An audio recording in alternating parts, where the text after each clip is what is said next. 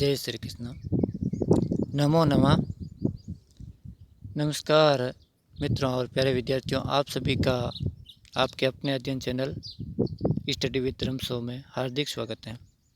हम पढ़ रहे हैं संस्कृत और पिछले वीडियो में हमने कक्षा 8 की संस्कृत का प्रथम पाठ पढ़ा और इस वीडियो में हम पढ़ने वाले हैं कक्षा 8 की संस्कृत का द्वितीय पाठ। उसके अंदर हमने सुभाषितानी जो सुंदर वाक्य थे उनको विस्तार से पढ़ा और समझा, और इस पाठ में हम कोई कहानी है जिसको हम विस्तार से पढ़ेंगे और समझेंगे। मैं आपको एक एक शब्द को अच्छी तरह से समझाने की कोशिश करूंगा, एक एक वाक्य को सरल करके समझाने की कोशिश करूंगा। तो ज़्यादा समय न लेते हुए आइए आज की कक्षा को हम शुरू करते हैं। पाठ का नाम, पाठ संख्या है द्वितीय और पाठ का नाम है बिलस्य वाणी न कदापि में श्रुता। बिल की वाणी मैंने कभी नहीं सुनी। देखो इसका अन्वय करेंगे। मैंने आपको बताया था अगर कोई श्लोक है या कोई पद्य के अंदर है तो उनका सही अर्थ निकालने के लिए सबसे पहले अन्वय बहुत जरूरी है। अन्वय का मतलब व्यवस्थीकरण और सरलीकरण करना। तो देखो बिलस्य के अंदर षष्ठी विभक्ति है, तो यानी कि बिल की, वाणी यानी वाणी, नहीं यानी नहीं, कदापि यानी कभी भी, मैं यानी मैंने, श्रुता यानी सुनी। तो बिल की वाणी को मैंने कभी नहीं सुना या सुनी। कहने का भाव यह है कि ये बिल की वाणी को मैंने कभी भी नहीं सुना, कदापि कभी भी, मैं यानी मैंने, श्रुता यानी सुनी। तो एक बार फिर बता देता हूँ, बिल की वाणी को मैंने कभी भी नहीं सुना, ये इसका हिंदी अर्थ होगा। अब देखते हैं आगे। प्रस्तुत पाठ संस्कृत के प्रसिद्ध कथा ग्रंथ पंचतंत्रम के तृतीय तंत्र काकोलुक्यम से संकलित है।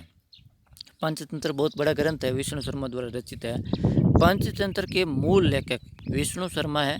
इसमें 5 खंड है जिन्हें तंत्र कहा गया है। इनमें गद्य पद्य रूप में कथाएं दी गई है जिनके पात्र मुख्यतः पशु पक्षी है, अर्थात पशु पक्षियों के माध्यम से लोगों को समझाने का प्रयास किया गया है। आइए अपना पाठ शुरू करते हैं। कस्मिंचिदः वने खरनखरः नाम सिंह प्रतिवसति। इसमें देखो कस्मिंचित का मतलब होता है किसी, वन है सप्तमी विभक्ति है, वन में, खरनखर नाम है नाम, सिंह शेर, प्रतिवसति इसमें रहता था, इसमें का मतलब होता है था। तो किसी वन में खरनखर नाम का शेर रहता था। अब का हम सामान्य रूप से लगाए तो अच्छा रहता। वैसे यहाँ पे नामस्य नहीं है, षष्ठी विभक्ति नहीं लगी है, तो हम का लगे या नहीं लगे। तो किसी वन में खरनखर नाम से रहता था। सह वह कदाचित इतस्तः परिभ्रमण सुधार्थ न किंचित अपि आराम प्राप्तवान। वह कभी इधर उधर घूमते हुए भूख से व्याकुल कुछ भी आहार यानी भोजन प्राप्त नहीं कर सका। तत् उसके बाद सूर्यास्त के समय एक महतिम बड़ी गुहाम गुफा को दृष्टवा देखकर, इसमें कत्वा पड़ते हैं, सह उसने अचिंतित सोचा। तो उसके बाद सूर्यास्त के समय एक बड़ी गुफा को देखकर उसने सोचा, नूननम निश्चय ही एतस्याम इस गुहाम गुफा में। देखो इसमें मैंने आपको पहले बताया था, अगर किन्हीं शब्दों में सामान्य मतलब एक जैसी विभक्ति है तो उनका पहला जो शब्द होता है उसकी विभक्ति द्वितीय में कॉमन ले ली जाती है। जैसे एतस्याम और गुयाम दोनों में सामान्य विभक्ति है और ये एक दूसरे के पूरक हैं, मतलब कहने का मतलब विशेषता विशेष है। तो इसमें पहली का जो कारक चिन्ह है वो द्वितीय में शब्द के अंदर मिला दिया जाएगा। तो एतस्याम का मतलब इसका होता है, परंतु यहाँ पर इसका नहीं होगा।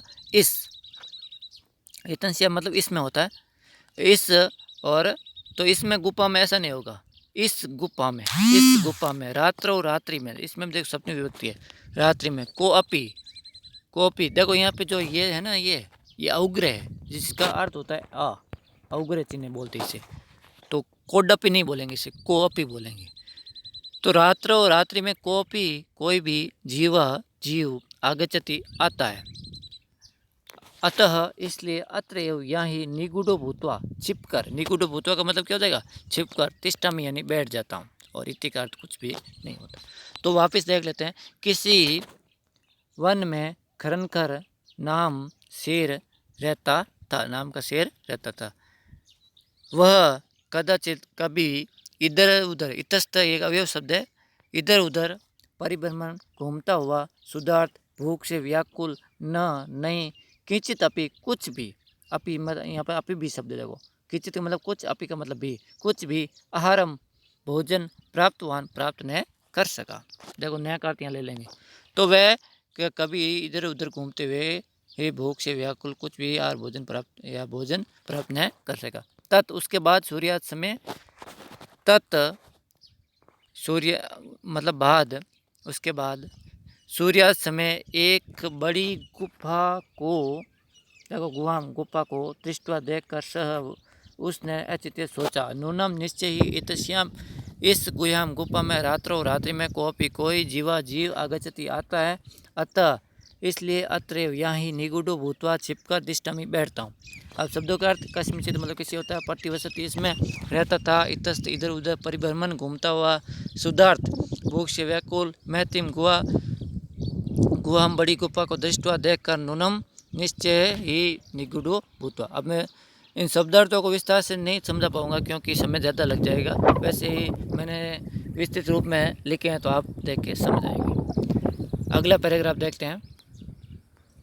एतस्मिन् अंतरे, इसके बाद में, गुह्या गुप्पा का स्वामी दधिपुच नामक नाम का श्रृगाल सियार समागच्छत आया।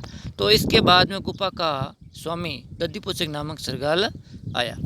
सह वह, और देखो यहाँ पर च है, च का एक अवयव शब्द है जिसका अर्थ होता है और वह यावत जब, पश्यति देखता है, तावत तब, सिंह पद पद्धति चिन्ह, शेर के पैरों के निशान, सिंह पद पद्धति चिन्ह का क्या हो जाएगा, शेर के पैरों के निशान, गुह्याम गुफा में, प्रविष्टा प्रवेश होते हुए, दृश्यते यानी दिखते हैं। तो यावत यानी जब, तो और वह देखता है कि तब शेर के पैर के निशान गुफा में प्रवेश होते हुए दिखते हैं। न च बहिरागता, बहि मतलब बाहर, आगता मतलब आते हुए, और बाहर आते हुए नहीं दिखते। अंदर प्रवेश करते हुए तो अवश्य दिखते हैं परंतु बाहर आते हुए नहीं दिखते। आगे क्या होता है, श्रृगाल सियार ने अचित्य सोचा, अहो अरे विनिष्टोस्मि का मतलब मैं मर गया हूँ, नष्ट हो गया हूँ। नूनम निश्चयी अस्मिन, इस बिल में सिंह शेर अस्तित्व यानी है, अस्तित्व मतलब अस्तिधन इति है, इसका अर्थ होता है। तर्क्यामी सोचता हूँ, तत्किम करवाणी तब क्या करूँ, एवं विचित्य इस प्रकार सोच करके या सोचते हुए दूर से ही रवम कर्तुर आरंभ बोलना शुरू किया, आरंभ कर्तुर आरंभ नहीं करना शुरू किया, रवम मतलब आवाज़ करना, भो बिल हे बिल, भो बिल हे बिल, किम ने स्मृति क्या तुम्हें याद नहीं है, यतमया, देखो यहाँ पर यन्मया है ना, यहाँ पे इसे यतमया बोलेंगे क्योंकि संधिगत नियम के कारण न आ गया। यतमया त्वया स समय कृतो अस्ति, यतमया कि मेरे द्वारा, तुम्हारे साथ, मेरे द्वारा, यत का मतलब कि, मया मेरे द्वारा, त्वया तुम्हारे, स साथ, समय यानी वादा, कृतो अस्ति किया गया है, तुम्हारे साथ क्या किया है, वादा किया गया। यत की, यदा धन एम, जब मैं, बहायत बाहर से, प्रत्यागमिष्यामि वापिस लौटूंगा, तदा तब, तुम माम मेरे को, आकारयसिष्यसि अर्थात आह्वान करोगी, जब मैं बाहर से वापस लौटूंगा तब तुम क्या करोगी, मेरा आह्वान करोगी। यदि तुम महाम मेरा नहीं अवेशिष्य आह्वान करोगी, त्रयी तो अहम मैं, द्वितीयम दूसरा, बिल यासमी प्राप्त कर लूँगा, यदि तुम मेरा आह्वान नहीं करोगे तो क्या करूँगा, मैं दूसरा बिल प्राप्त कर लूँगा। अब देखो शब्दों का, समागच्छतम आया, सिंह पद पद्धति चिन्ह, शेरों के पैरों के निशान, बहिरागता बहिधनागता बाहर आई हुए, विनिष्ट अस्मि, विनिष्ट धनास्मि, नष्ट हो गया हूँ। अश्मि का मतलब हूँ होता है। अस्तिति, अस्तिधनिति हैं। कर्तुर्मारभ यानी करना शुरू किया। यत्मया कि मेरे द्वारा। बाह्यत बाहर से। अगला पैराग्राफ। अच्छे से समझना एक एक शब्दों को, क्योंकि संस्कृत वैसे बहुत सरल है, केवल समझने की कोशिश होनी चाहिए। अतः इसके बाद एतत्, देखो यहाँ पर एतत् श्रुत्वा, यहाँ पे एतत् श्रुत्वा है, संधिगत नियम करेंगे, संधि करेंगे तब एतत् श्रुत्वा बनेगा। ऐसा सुनकर या ये सुनकर, एतत् का मतलब ये होता है ये सुनकर सिंह, शेर ने अचिंतित सोचा। इसके बाद शेर ने, ये सुनकर शेर ने सोचा, नूनम ऐसा, निश्चय ही, ऐसा का मतलब इसमें ऐसा है, नूनम ऐसा मतलब यह ऐसा, ऐसा स्त्रीलिंग के लिए होता है और इसका अर्थ होता है ये। निश्चय ही ये, गुहा, गुप्पा, स्वामिन, स्वामिका, सदा, हमेशा, समाहवान, आह्वान, करोति, करती है। निश्चय ही ये गुफा हमेशा स्वामी का आह्वान करती है, परंतु लेकिन मद भयात, मेरे डर से, देखो इसमें भयात पंचमी विभक्ति लगी है, जिसका कारक चिन्ह होता है से अलग। मेरे भय से न, नहीं, किंचित, कुछ भी, वदती, बोल रही है, परंतु मेरे डर से ये कुछ भी नहीं बोल रही है। अथवा साध्वी वदम, अथवा ये सही कहा गया है। साधु, देखो साधु धन इदम होता है, इसका अर्थ क्या होता है? साधु धन इदम, साधु का मतलब ठीक, वदम यानी कहा गया है, उच्चते यानी कहते हैं, ठीक ही कहा गया है या ठीक ही मतलब कहा गया है, मतलब कहते हैं। भय संत्रस्त मनसाम, देखो एक एक शब्द को समझना। भय सन त्रस्त मनसाम हस्तपादादिकः क्रियाः पर्वन्ते न वाणी च विपतु स च अधिको भवेत्। भय संत्रस्त मनसाम का अर्थ ये हो जाएगा भय से अर्थात डरे हुए मन वालों का, डरे हुए मन वालों का या डरे हुए मन वालों की। हस्तपाद आदि, हाथ पैर आदि की क्रिया, क्रिया प्रवृत्ति नहीं होती है। डरे हुए मन वालों के हाथ पैर आदि की क्रिया नहीं होती है, और नहीं वाणी और आवाज़ भी ही नहीं निकलती है। च विपतु स अधिका तो भवते, च विपतु च अधिका च अधिको भवेत, अर्थात विपतु का मतलब होता है कंपन। वाणी नहीं और हाथ पैरों की गति नहीं होती, केवल ज़्यादा कंपन होता है। क्या होता है? कंपन अधिक होता है। अन्वय करते देखो, भय संत्रस्त मनसाम, अर्थात भय से त्रस्त लोगों का, जननाम लोगों का, हस्तपादादि का क्रिया न प्रवृत्ति, वाणिज्य विपत्तु से अधिको, भय से संत्रस्त लोगों का, लोगों के हाथ और पैर क्रिया नहीं करते, आवाज़ और कंपन अधिक होता है। इसका सामान्य अर्थ क्या होगा? शब्दों के अर्थ देख लेते हैं। एतत् श्रुत्वा मतलब ये है सुनकर। इसमें देखो कत्व पढ़ते हैं, नूनम में सा यानी निश्चित रूप से यह, और निश्चय ही होता है। साधु वदम मतलब साधु इदम, भय संत्रस्त मतलब डरे हुए मन वालों का, और हस्तपाद आदि का, हस्तपाद धन आदि का, हाथ पैर आदि से संबंध प्रवृत्ति यानी काम करती है। वेपदु सदित को वेपतु च अधिको यानी और अधिक कंपन। अगला पैराग्राफ देखते हैं। तब वो शेर कहता है कि भाई ये मेरे डर से गुफा जो है वो आवाज़ नहीं कर रही है और रोज़ करती होगी। तब वो आगे क्या कहता है? तद अहम, तब मैं, तदा अहम मतलब क्या होता है? तब मैं, या तद का मतलब फिर भी होता है। तद अहम फिर मैं, अश्यम इसका, आह्वान करोमि करता हूँ, तब मैं उसका क्या करता हूँ? आह्वान करता हूँ। एवं ऐसे सह वह बिल में प्रवेश होकर मैं, मेरा भोजन भविष्यति बनेगा। देखो एवं का मतलब इस प्रकार होता है, इस प्रकार वह बिल में प्रवेश करके मेरा भोजन बनेगा। इतम इस प्रकार, विचारिए या इस प्रकार भी होता है और ऐसा भी होता है। विचारिए विचार करके, सिंह शेरना सहसा अचानक, सरगलस्य सरगाल का, आह्वानम करोत आह्वान किया, सिंह शेर की, उच्च गर्जन प्रतिध्वनिना ऊंचे गर्जन की प्रतिध्वनि, सहा वह, गुहा गुप्पा उच्च स्वर में, सरगालम सरगाल के, अहवत आह्वान की। और जब शेर ने आह्वान किया तो वो गुफा में प्रतिध्वनि होती है और गुफा वापस प्रतिध्वनि से जोर से श्रीगाल का आह्वान करती है। अनेन इससे अन्य भी दूसरे भी पशु पशु भयभीता डर गए, भयभीत अभवन हो गए। श्रृगालोपी श्रृगाल भी तथा उससे दूरम दूर पलायनमान भागते हुए इमम पटत पड़ता है, यह पड़ता है। तो श्रृगाल भी उससे दूर भागता हुआ ये पड़ता है। पहले इनके शब्द देख लेते हैं। तद अहम का मतलब तत् धनम, फिर मैं विचारी विचार सोच कर आह्वान करो तो आह्वान किया या पुकारा। उच्च गर्जन प्रतिध्वनि यानी तेज गर्जन की प्रतिध्वनि से ऊंचे जोर से आहवत पुकारा। अन्य भी दूसरे भी प्लान मानिन भागता हुआ। और इमम पटत यानी ये पढ़ा या कहा। आगे क्या पढ़ा, क्या बोला उसने, एक श्लोक है। अनागतम यह कुरुते सह शोभते स शोच्यते यो न करोत्यम आगतम वने अत्र संस्तस्य समागता जरा बिलस्य वाणी न कदापि में श्रुता। वापिस एक बार पढ़ते हैं। अनागतम यह कुरुते स शोभते स शोच्यते यो न करोतो आगतम वने अत्र संस्तस्य समागता जरा बिलस्य वाणी न कदापि में श्रुता। अनागतम का मतलब होता है आने वाले को, जो आने वाला है। यह का मतलब जो, कुरुते का मतलब यहाँ पर दूर करता है। कुरुते का अर्थ वैसे करते हैं परंतु यहाँ पर अर्थ हम लेंगे दूर करता है। स यानी वह, शोभते यानी शोभा पाता है। स, अब देखो यहाँ पर पहले इसको व्यवस्थित रूप में यह करेंगे। यह यानी जो,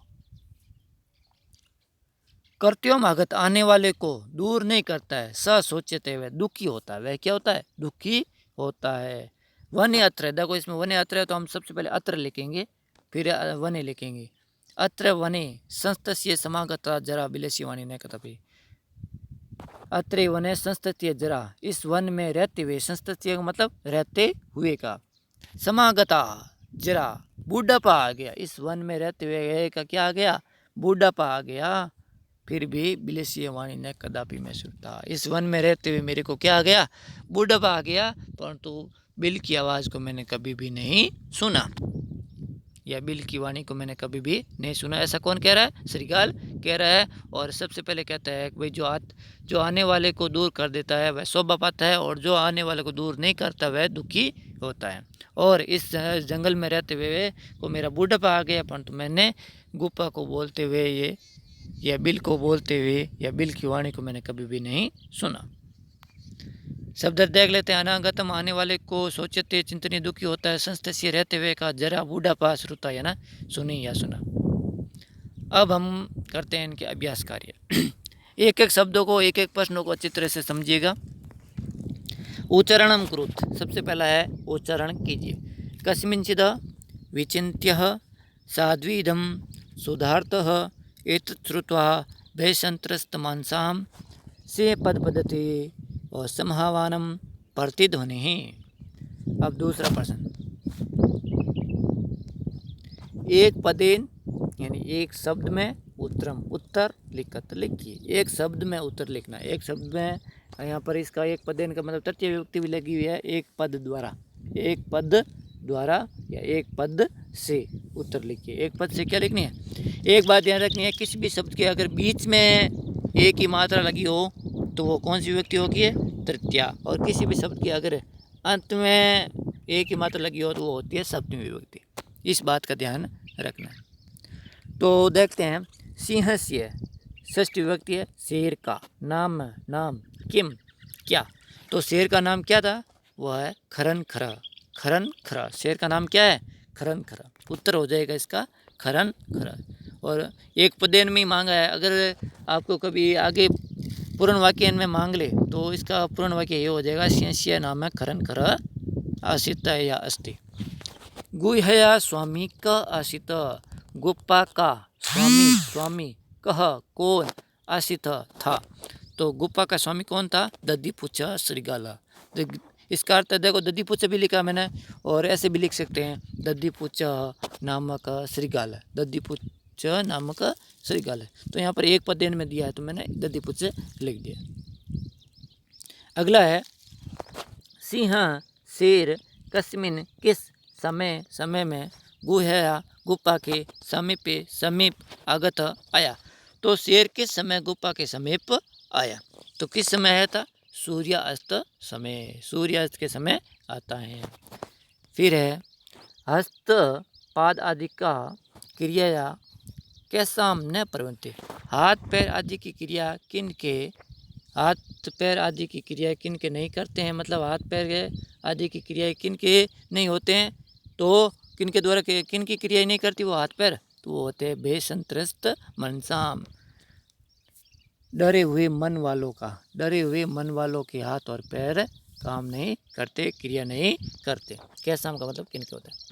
फिर है गुहा कैन प्रतिध्वना, गुप्पा ने किसकी ध्वनि को प्रतिध्वनित किया या वापस सुनाया, तो किसके द्वारा किया, उच्च गर्जने, ऊंचे गर्ज से, ऊंचे गर्ज से। देखो इसके दो प्रश्नवाचक निकलते हैं, गुप्पा ने किसकी ध्वनि को प्रतिध्वनित किया या कैसे किया, तो इसका अर्थ ये भी हो जाएगा, गुहा ने प्रतिध्वनित की तो उच्च गर्जने, किस प्रकार की, उच्च गर्जने, जोर से वापस गुप्पा ने प्रतिध्वनित किया।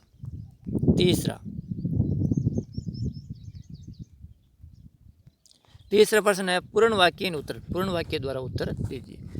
पहला प्रश्न है खरन खरह कुत्र प्रतिवसति इसमें, खरन खर कहाँ रहता था, खरन खर कहाँ रहता था। देखो सबसे पहले खरन खर कुत्र एक अवयव शब्द है, प्रश्नवाचक अवयव शब्द है जिसका अर्थ होता है कहाँ। तो इसका कुत्र को हम हटा देंगे, कुत्र को क्या कर देंगे, हटा देंगे, वापिस लिखेंगे खरन खर कस्मिंचितः वने, वापिस प्रतिस्मृति इसमें आ जाएगा, प्रतिस्मृति वन, खरन खर किसी वन में रहता था।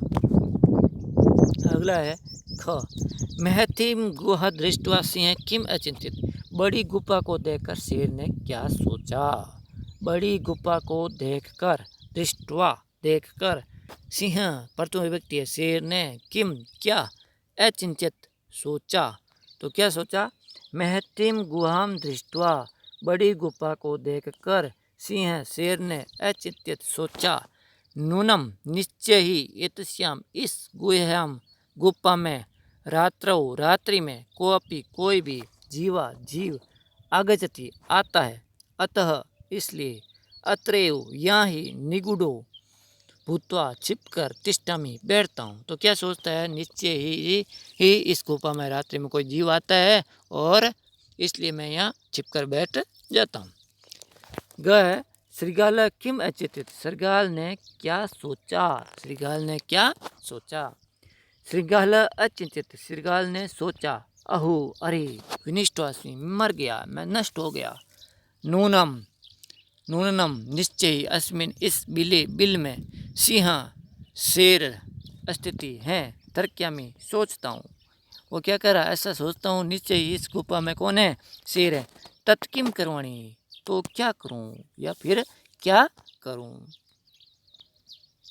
अगला गे है, इसी का गे है श्रृंगाल कुत्र पलायिता, श्रृंगाल कहाँ भाग गया, श्रृंगाल कहाँ भाग गया, श्रृंगाल दूरम पलायिता है, सिंहार दूर भाग गया, सिंहार क्या गया, दूर भाग गया। अड़े है जो अड़े है गुहा समीप अगत्य, देखो इसमें अगत्य लय पड़ते हैं, गुहा के समीप आकर, श्रृंगाल है, श्रृंगाल किम क्या, पश्यति देखता है, देखो इसमें लय का तो दो प्रत्यय होते हैं, जिसका अर्थ कर और करके होता है, कर और करके, जो ले प्रत्यय होता है वो उपसर्ग युक्त धातुओं के साथ में लगता है और जो कत्व है वो उपसर्ग रहित धातुओं के साथ में लगता है, इनमें ये फर्क है। तो गुहा के समीप आकर श्रृंगाल किम पश्यति, यानी क्या देखता है, वापिस उत्तर है गुहा समीपम अगत्य, गुहा के समीप आकर श्रृंगाल सियार यावत जब पश्यति देखता है, तावत तब सिंह पद पद्धति चिन्ह, शेर के पैरों के निशान, शेर के पैरों के निशान, गुह्यम गुफा में प्रविष्टा प्रवेश होते हुए, दृश्य दिखते, न च बहिरागत, और बाहर आते हुए नहीं। तो वो क्या देखता है, पास में आते हुए क्या देखता है, जब देखता है कि शेर के पैरों के निशान अंदर जाते हुए तो है परंतु बाहर आते हुए नहीं है। अगला च है क सोबते, कौन शोभा को पाता है, यह अनागतम कुरुते स शोभते, जो आए हुए को वो या आने वाली कष्ट को विपत्ता को दूर कर देता है, वह शोभा को प्राप्त करता है। अनागतम मतलब आते हुए, आने वाले को। फिर है चौथा प्रश्न, रेखांकित पदानी आधृत्य आधार पर प्रश्न निर्माण करो। रेखांकित शब्दों के आधार पर प्रश्न निर्माण कीजिए। शुद्धार्थ, सिंह कुत्रापि आहारम न प्राप्तवान। एक बात मैं विशेष तौर से बता देता हूँ, आपको ध्यान रखनी है कि हमें प्रश्नवाचक सही बनाने के लिए सबसे पहले जो रेखांकित शब्द है उसका हमें क्या करना है, वचन, पुरुष और लिंग देख लेना। उसकी जगह हमें प्रश्नवाचक जो किम शब्द होता है उसी का वचन, लिंग और पुरुष के हिसाब से यहाँ पर व्यवस्थित कर देता है। जैसे यहाँ पर शुद्धार्थ है, तो यहाँ पे शुद्धार्थ क्या है, प्रथम पुरुष है, और वचन क्या है, एक वचन है, और लिंग क्या है, पुल्लिंग है। तो यहाँ पर किम शब्द का प्रथम पुरुष का एक वचन में क्या हो जाएगा, कह। क्या हो जाएगा, कह। अब देखो कह तो होता ही है, इसके अलावा इसका दूसरा अर्थ भी यही होता है, अवयव शब्द भी ले सकते हैं। देखो कीदृश भी होता है। वापिस देखते हैं, उत्तर देखते हैं पहले। शुद्धार्थ, सिंह कुत्रापि आहारम न प्राप्तवान, भूख से व्याकुल शेर कुछ भी भोजन प्राप्त नहीं कर सका। तो यहाँ पर देखो कहा तो है ही, किस शेर ने कुछ भी भोजन प्राप्त नहीं कर सका, वो तो होता ही है। अब यहाँ पर यह भी हो जाएगा कैसे शेर ने, तो यहाँ पर कह न होके किदर्श भी हम लिख सकते हैं। मैंने किदर्श लिखा है। कैसे शेर ने, सिंह शेर ने, कुत्रापि कहीं भी आहारम न प्राप्त कर सकता, कैसा शेर कुछ भी भोजन प्राप्त नहीं कर सका। अब देखो ख है, दधिपुच्छ नाम है श्रृगाल गुह है स्वामी आशित। दधिपुच्छ नाम का श्रृगाल गोपा का स्वामी था। तो किस नाम का, तो यहाँ पर किस नाम के लिए हम किम भी लगा सकते हैं, और दधिपुच्छ के आगे हम कह भी लगा सकते हैं, दोनों ही सही है। कह का मतलब होता है कौन, कौन गोपा का स्वामी था, वही है, और क्या नाम का, श्रृगाल गोपा का स्वामी था। ये भी तो किम भी सही है, कह भी सही है। अब देखो अगला है ग, ऐसा गुहा स्वामिना सदा आह्वानम करोति, यह गुफा स्वामी का सदा आह्वान करती है। तो यह गुफा किसका, क्या बोलना हमें, किसका, जिस जो विभक्ति षष्ठी विभक्ति इसमें है, षष्ठी विभक्ति हमें इसमें ही लगानी है किम शब्द में। तो किम शब्द में षष्ठी विभक्ति लगाएंगे तो वो बन जाएगा कस्य, किसका, सदा हमेशा, आह्वानम आह्वान, करोति करती है। ये गुफा किसका या किसका सदा आह्वान करती है, हमेशा आह्वान करती है। अगला घ, घ है भय संत्रस्त मनसाम हस्तपादादिका क्रिया न प्रवृत्ति, भय से त्रस्त मन वाले लोगों को हाथ पैर आदि क्रिया नहीं करते हैं। तो हमें कैसे क्या लिखना है, कैसे, तो यहाँ पर कैसा, तो उसके लिए हम आएंगे कीदृशा। भय संत्रस्त मनसाम कीदृशा क्रिया न प्रवृत्ति, भय से त्रस्त मन वाले लोगों के क्या या किस प्रकार क्रिया नहीं करते हैं, तो क्या नहीं करते, हाथ पैर, कैसे नहीं करते, हाथ पैर नहीं करते हैं। अरे आवाहन श्रृगाल बिले प्रवेश सिंह भोजनम भविष्यति, आवाहन से श्रृगाल बिल में प्रवेश करके शेर का भोजन होगा। तो किस में, आह्वान से श्रृगाल शेर किस में प्रवेश करके शेर का भोजन होगा या बनेगा, तो यहाँ पर बिले की जगह हम क्या लिखेंगे, कस्मिन सप्तमी व्यक्ति, इसमें हम लगा देंगे। प्रश्न निर्माण एकदम सरल है, हमें बस यही ध्यान रखना है, पुरुष वचन और लिंग का ध्यान रखना है, और प्रश्नवाचक में हमें वही पुरुष वचन लिखना है। कहीं पर अगर स्थानवाचक हो तो उसमें हम कहीं पर कुत्र का प्रयोग करते हैं, जो अवयव शब्द होते हैं। अगला है 5वां प्रश्न, घटनाक्रमानुसार वाक्य नहीं लिखित, घटनाक्रम के अनुसार वाक्य को लिखना है, यानी कि सबसे पहले घटना कौन सी घटती है उसके हिसाब से हमें वाक्य लिखना होता है। देख लेते पहले प्रश्न, गोया स्वामी दधिपुच्छ नाम श्रृगाल समाज सिंह एका महति गुप्पाम अपेक्षित परिभ्रमण सिंह सुधार्थ जात दूर श्रृगाल अर्वम कर्तुम आरंभ सिंह श्रृगाल सिंह आवम अक्रोत दूरम पलायमान श्रृगाल श्लोकम पठत गोयम कोपि अस्ति इति श्रृगाल से विचार। अब सबसे पहले ये श्रृगाल का नाम, ये तो गुप्पा का स्वामी का नाम ये थोड़ी था, सिंह ऐसे था थोड़ी था, मतलब ऐसे वाक्य सबसे पहले घटना ये नहीं घटी, तो इनको आइए व्यवस्थित करते हैं। व्यवस्थित में सबसे पहले देखो, ये जो शेर होता है वो कोई घूमते हुए भूख से व्याकुल हो जाता, जाता का मतलब हो गया। सबसे पहली बात तो ये घटी, परिभ्रमण सिंह सुधार तो जाते हैं, घूमता हुआ शेर भूख से व्याकुल हो गया। ठीक है। दूसरा है सिंह एका महति गुहाम अपश्यत्। शेर ने एक बड़ी गुफा को देखा। घूमते घूमते किसको देखता है? वो एक गुफा को देखता है। फिर देखने के बाद में प्रवेश कर जाता है। उसके बाद में घटना क्या करती है? गुफा का स्वामी दधिपुच्छ नाम श्रृगाल समागत। जो गुफा का स्वामी दधिपुच्छ नाम का श्रृगाल होता है वो आता है। फिर क्या होता है? आने के बाद में श्रृगाल कुछ विचार करता है। गुहा कोपी अस्ति इति श्रृगाल से विचार। गुफा में कोई है, ऐसा श्रृगाल का विचार है। फिर क्या है? दूर श्रृगाल एवं कर्तुर। दूर से श्रृगाल ने आवाज़ करना प्रारंभ करता है या प्रारंभ किया। फिर चय सिंह श्रृगाल से आह्वानम करो। शेर ने श्रृगाल का आह्वान किया। फिर आगे क्या होता है? आह्वान करने के बाद में वह डर जाता है और दूरम पलायम मां श्रृगाल श्लोकम पढ़। दूर भागते हुए श्रृगाल ने श्लोक को पढ़ा। छठा प्रश्न। छठा क्या है? यथा निर्देश उत्तरत। यथा निर्देश के अनुसार उत्तर देना है। क्या है? एकाम महति गुहम दृष्ट्वा स अचिंत्यत अस्मिन् वाक्ये कति विशेषण पदानि संख्या सह पदानि अपि लिखत। एक बड़ी गुफा को देखकर उसने सोचा। इस वाक्य में, अस्मिन् वाक्य, इस वाक्य में कति, ये एक अवयव शब्द है जिसका अर्थ होता है कितने। जिसका अर्थ क्या होता है? कितने। विशेषण पदानि, विशेषण शब्द, और संख्या। विशेषण पदानि के साथ में क्या है? संख्या। सह का मतलब साथ, पदानि शब्द, अपि यानी भी, लिखत यानी लिखिए। तो हमें विशेषण पदों की संख्या बतानी है और साथ में पद भी लिखने। वापस देखिए उत्तर। अस्मिन् वाक्ये द्वे विशेषण पदे स्था। अब देखो यहाँ पर स्थ क्यों है? क्योंकि यहाँ पे द्विवचन है। इस वाक्य में दो विशेषण पद हैं, एकाम और महति। और विशेषता किसकी बता रहे हैं? गुफा की। तो यहाँ पर विशेष्य कौन है? गुफा। विशेषण कौन है? एकाम और महति। दूसरा, तद अहम अस्य आह्वानं करोमि अत्र अहम इति पदम कस्मै प्रयुक्तम। कस्मै का मतलब किसके लिए। चतुर्थी विभक्ति है, इसमें संप्रदान कारक है। किसके लिए? तब मैं इसका आह्वान करता हूँ। यहाँ अहम शब्द में किसके लिए प्रयुक्त हुआ? तो वो है सिंह, शेर के लिए। इसमें चतुर्थी विभक्ति है, आयु विभक्ति लगी हुई है। चतुर्थी विभक्ति है जिसका कारक चिन्ह होता है के लिए। यदि त्वम माम न आवश्यी अस्मिन् वाक्ये कर्तृपदम किम। यदि तुम मेरा को आह्वान नहीं करोगी तो इस वाक्य में कर्ता पद कौन है? कर्ता शब्द, कर्तृपदम यानी कर्ता शब्द कौन है? तो इसमें कर्ता पद यानी संबोधित किससे किया जा रहा है? तुम को किया जा रहा है। तो कर्ता कौन हो गया? तुम। फिर है सिंह पद पद्धति गुह्यम प्रविष्टा दृश्यते अस्मिन् वाक्ये क्रियापदम।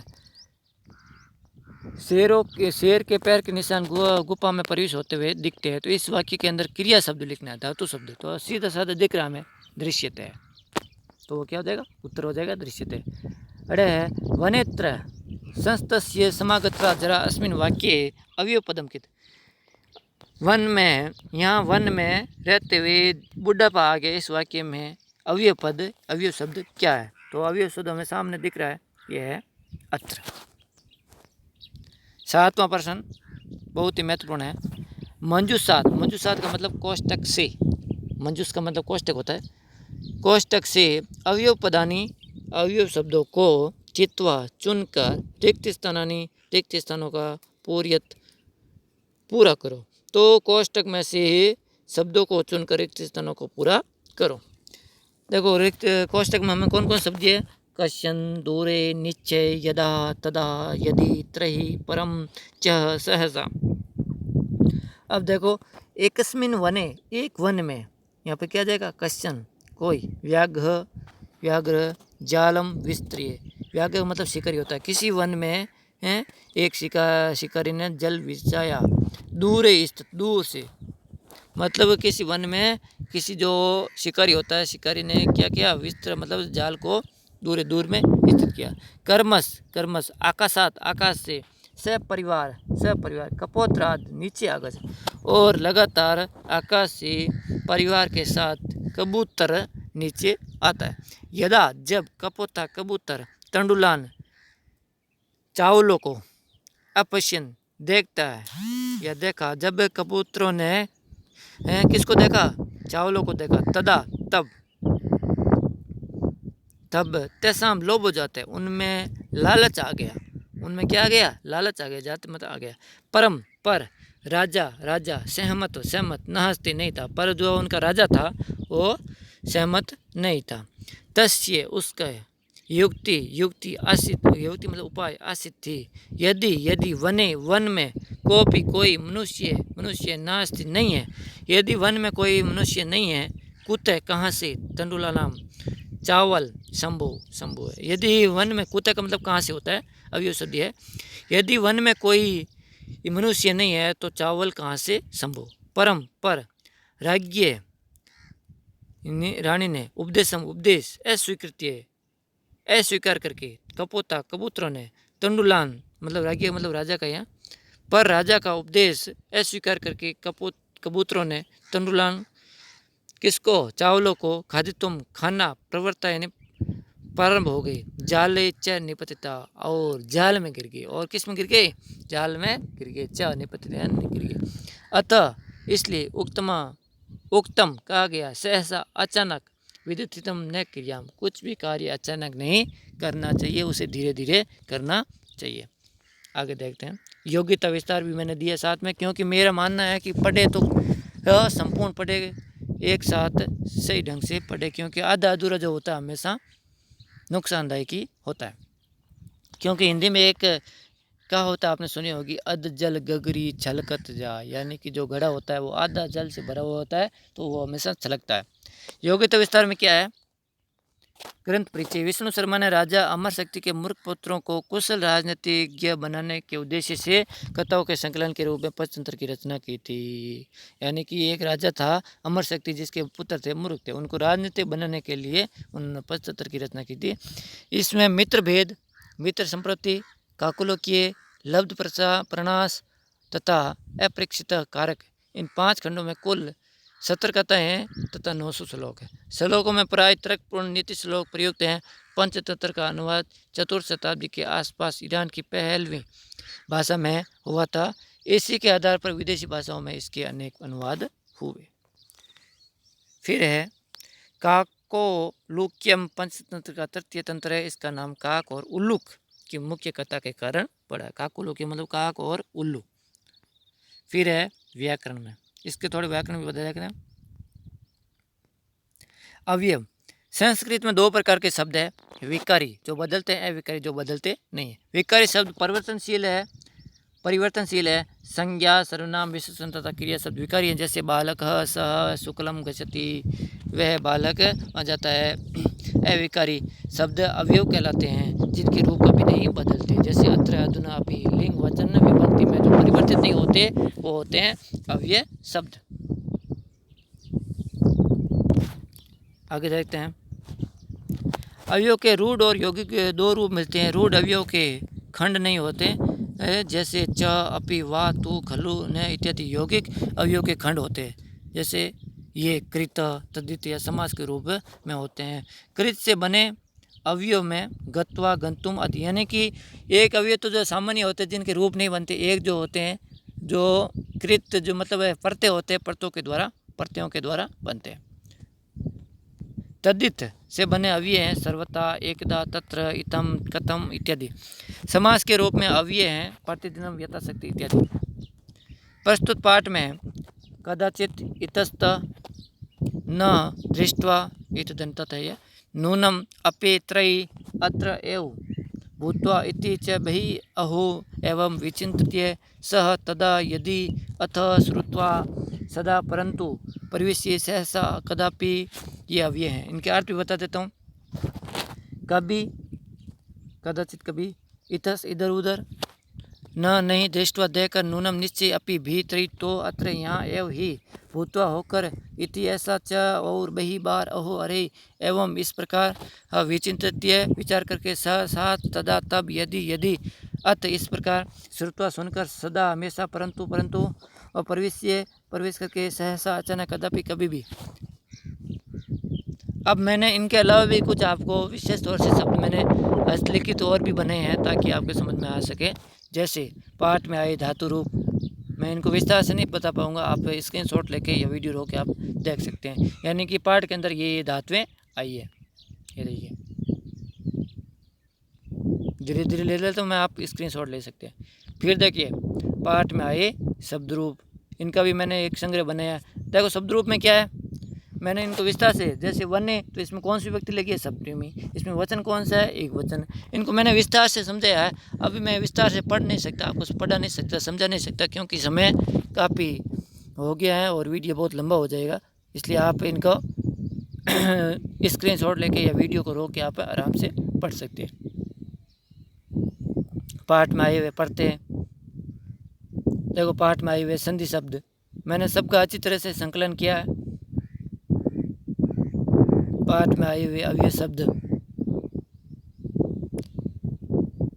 इस प्रकार आज हमने संस्कृत कक्षा 8 का द्वितीय पाठ विलेसीय वाणी में कथन है, विलेसीय वाणी को हमने अच्छी तरह से पढ़ा, समझा, और मैंने आपको एक एक शब्द का, एक एक वाक्य का सही ढंग से ये अनुवाद करने की कोशिश की है, आपको समझाने की कोशिश की है। आशा करता हूँ कि ये चलचित्र आपको अच्छा लगेगा। ये कक्षा आपके संस्कृत सीखने के क्रम में और विद्यार्थियों के लिए बहुत ही उपयोगी होगी। इसी के साथ में धन्यवाद। जय तु संस्कृतम, जय तु भारतम। सभी को नमो नमः।